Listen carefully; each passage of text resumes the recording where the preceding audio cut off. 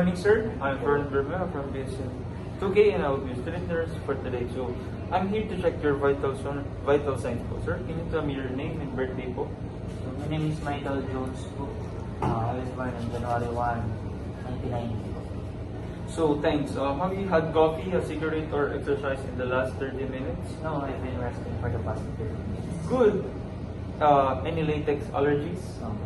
Great. I have checked your records for your baseline. Let's get you comfortable, sir. Comfortable ka na po, sir? Yes, sir. So first po is I will start with your radial pulse po, sir. I will feel the pulse for 30 seconds. So let's assume po na 30 seconds na, and the heart rate of Sir Michael is 72, which is regular. So, sir, I will listen to your apical pulse for 1 full minute. So I will place it on the left side of the chest and listen to the sound.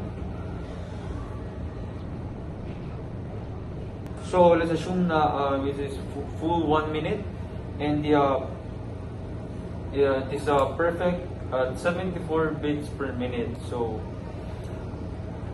I will check the oxygen with the pulse oximeter, and I will make sure po na the fingers are warm po, sir.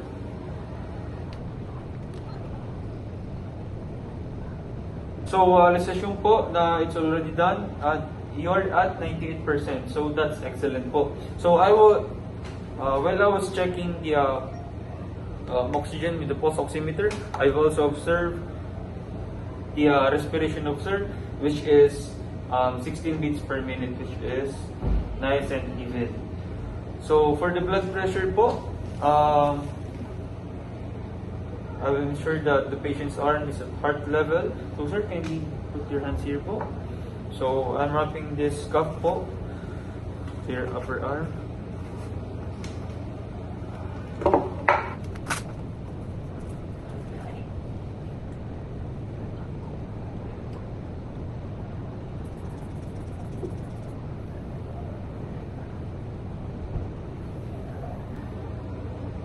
So the manual reading po is 120/80, which is normal po.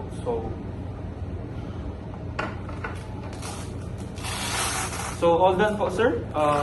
I'll be cleaning my equipment now, and can you tell me why we made sure that you didn't have coffee before this? Because it could make my blood pressure higher than usual.